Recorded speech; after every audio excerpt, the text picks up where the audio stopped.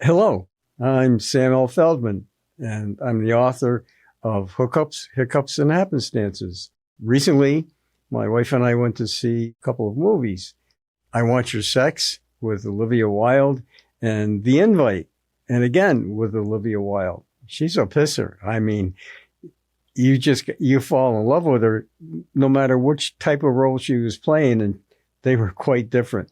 But they're both very entertaining. I wanted to see both movies because the genres, obviously, if you read my book, Hookups, Hiccups, and Happenstances, the genre's right down my alley. And, maybe I might learn something new from each one of these movies. They took a different direction, but they both involved sexual nature.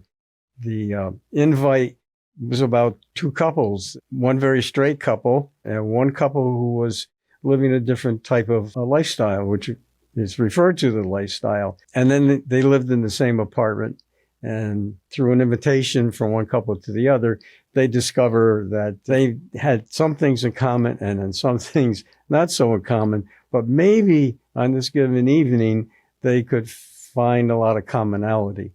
It's very funny, The Invite. And by the same token, there's some messages in there.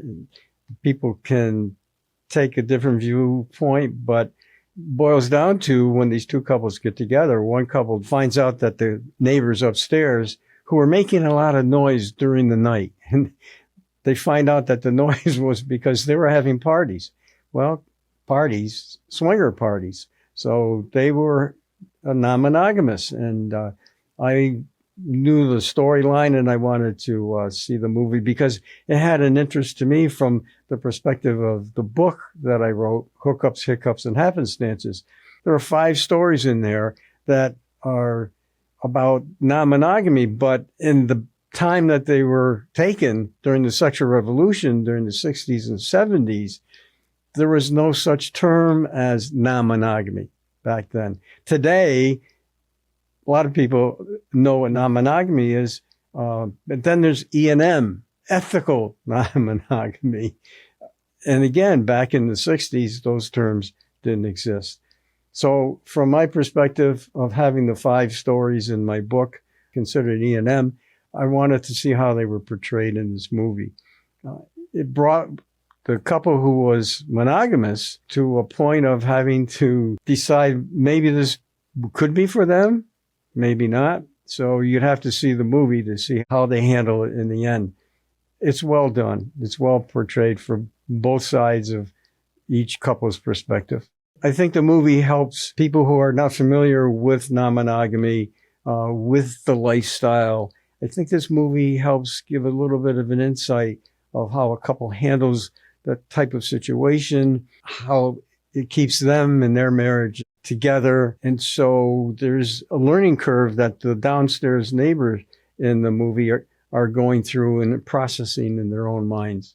If you see this movie about open relationships and you weren't familiar with it before you arrived, of course, that's hard to imagine not being familiar. Today, almost anytime you're watching a TV program, topic of swingers, non-monogamy, those things were never discussed in my time back in the 60s during the sexual revolution. But today, it's commonplace to hear it on movies, sitcoms. So the portrayal by the actors here will take people beyond just the term of non-monogamy or take them just beyond hearing, these people were swingers. It gives some insight as to how it was a healthy relationship. It was good for their marriage. And I think that's a good perspective. In the second movie, I Want Your Sex, also starring Olivia Wilde, she's a domineering boss. You'll discover into BDSM, and she hires a young male for an assistant role, and whether he likes it or not, she's taking him down the road of BDSM. So the movie features BDSM in many different formats for this young man, what he's going through. Actually, in my book, Hookups, Hiccups, and Happenstances, back to the sexual revolution in the 60s and 70s, there aren't any stories in there about BDSM. So, this might have been a little bit of a learning curve for me to watch Olivia Wilde direct this young fellow through the paces. I've actually witnessed some BDSM. I've seen a woman who was hung with leather straps and a domineering male master who used a whip throughout the process. And she very much enjoyed the experience. Yeah, I can't imagine myself being on the giving end, and no way on the receiving end. It's hard to tell how viewers will respond to the movie. I know it's gotten like 90% on Rotten Tomatoes, but it was farcical in many ways, so you're not going to go in and see any real BDSM segments that you would if you went into, let's say, a swingers club. So it was farcical, it was entertaining, and it was a fun movie, and a great actor and actress in it. For me, going to the movies today, The Invite and I Want Your Sex, they're right down my alley. There's not much out there that's going to pull me in. There's too much fantasy. There's too much, from my perspective, too much gore, too much mystery, murder. That's not what I'm looking for when I'm going out to be entertained. I want something light. Sex, I find, is a light topic. Someday, maybe my book, Hookups, Hiccups, and Happenstances, the 13 stories, will be in a movie, and boy, it would be very entertaining. And I'd like to see it as a Netflix or an Amazon Prime series. I think you would too. During the sexual revolution, it was a time of women's empowerment. And my book covers women's empowerment. It covers the advances that the women made during the sexual revolution. There's a lot of legal power that was enacted.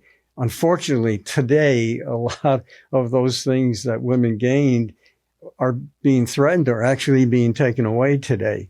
And so that's a message I think the book in the movie would reinforce, that we need to bring back, or we need to keep the power part of women's empowerment intact. And women felt sexually free because of the laws that were enacted back then. They had fun with sexual encounters.